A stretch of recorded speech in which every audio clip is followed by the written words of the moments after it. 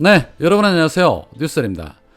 어제 이준석의 윤석열과 윤핵관 때리기 기자회견 이후에 윤석열과 대통령실은 침묵을 이어갔지만 이후에 홍준표를 시작해서 나경원, 전효옥 등 정치인도 아닌 자들이 먼저 윤석열을 방어하기 위해 전면에 나서면서 이준석을 비판했습니다. 뭐라도 한 자리 얻어보려는 그런 모양새가 아닌가 싶기도 합니다.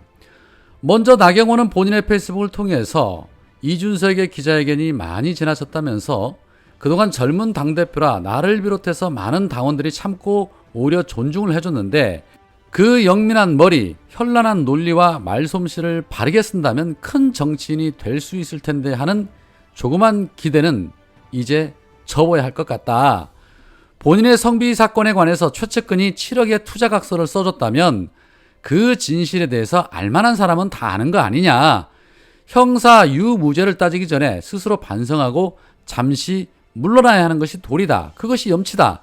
직이 있든 없든 정권 교체를 위해서 목숨을 건 나를 포함한 당원 및 국민은 통탄한다. 더 이상 눈물파리로 본인의 정치 사업적 위기를 극복하려고 하지 말고 여권의 분란을 만들지 말아달라라며 이준석을 직격을 했습니다.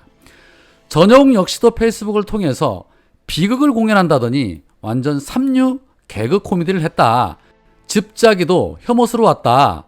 삼겹살만 많이 먹었는지 악어의 눈물이 아니라 돼지고기 국물 같았다. 아기 보고 박지원도 꿋꿋했는데 완전 구질구질 개망신 떼쓰기라고 거친 표현들을 쏟아내면서 비판을 했습니다. 거칠게 비판하는 이 전효옥의 글 모양새에서 그 사람의 수준이 그대로 드러나는 듯합니다. 자, 또한 국임당의 김미애 의원도 본인의 페이스북을 통해서 당대표였던 분의 입에서 자당의 대통령 후보를 개고기에 빗대는 건 결코 해서는 안 될 망언이다라면서 윤석열이 비록 정치에 미숙할 수 있을지는 모르나 국가와 국민을 사랑하는 마음은 의심할 여지가 없고 결코 개고기 비유로 비하될 뿐이 아니다라고 윤석열을 옹호하고 나섰습니다. 어제는 윤핵관으로 불리는 이철규가 이준석을 겨냥해서 비판을 하기도 했죠. 자, 이렇듯 하나같이 윤석열을 옹호하고 이준석을 비판하는 메시지가 여기저기서 쏟아지자 이준석은 또다시 페이스북을 통해서 이렇게 말했습니다.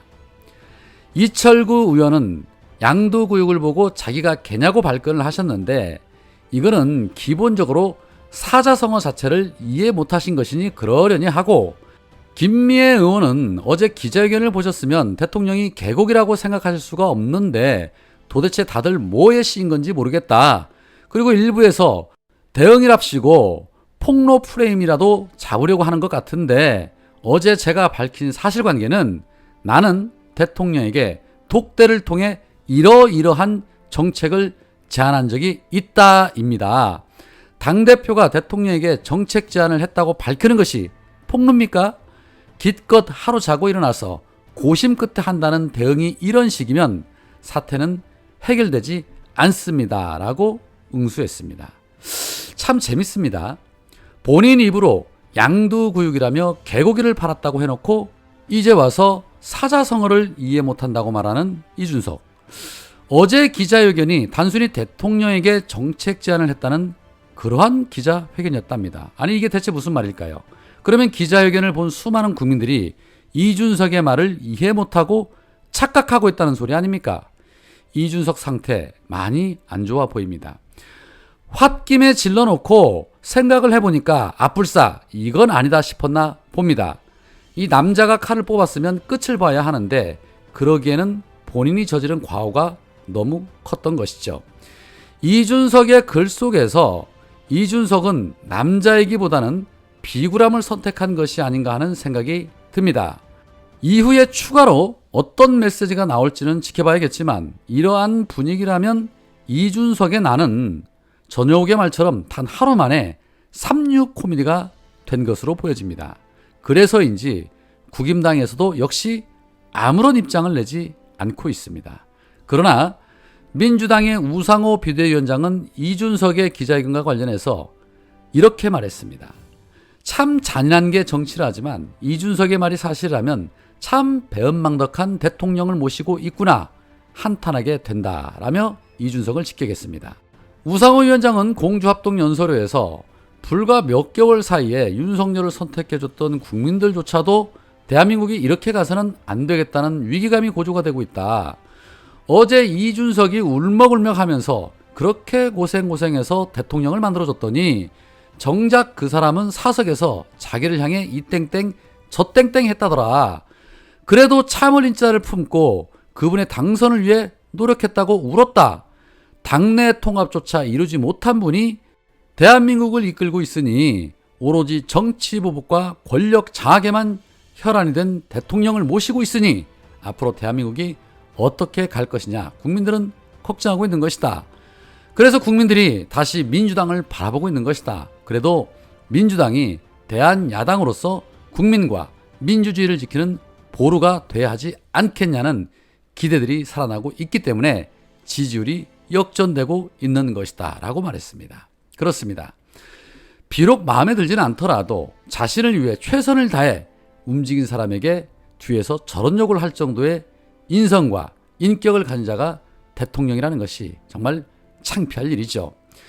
검찰총장 시절에도 이명박근혜를 본인이 감옥에 넣었는데 문재인이라고 못 넣을 것 같냐라고 허세를 부렸다는 후문도 있는데 그 정도의 인격을 가진 자가 이 나라를 운영하고 있으니 나라가 이 모양 이 꼴인 것입니다. 그리고 우상호 위원장의 말 속에서 민주당이 대한야당으로서 보루가 돼야 하지 않냐는 기대들이 살아나고 있다라고 말했는데 말은 바로 해야죠. 민주당에게 기대하는 것이 아니라 이재명의 민주당이기 때문에 기대를 하는 것입니다. 박용진 같은 호박계 의원들이 득실득실한 민주당이라면 기대하지 않습니다. 착각들은 좀 안 하셨으면 좋겠습니다. 자, 그런 가운데 한편 윤석열 부부의 멘토로 알려진 천공의 글귀가 지역 화장실에 등장했다는 충격적인 소식이 있었습니다. 진주 세무서 화장실 소변기 위에는 이러한 글귀가 적혀 있었습니다. 사람의 팔자는 순식간에 바뀌지 않는다. 시간과 노력을 들여서 차근차근 앞으로 나아가야 한다. 차근차근 나아가는 것이 늦는 일 같지만 사실은 최고로 빠른 길이다 라는 천공의 책 속에 나오는 일부였습니다. 이제는 말입니다. 대놓고 천공을 드러내고 있습니다.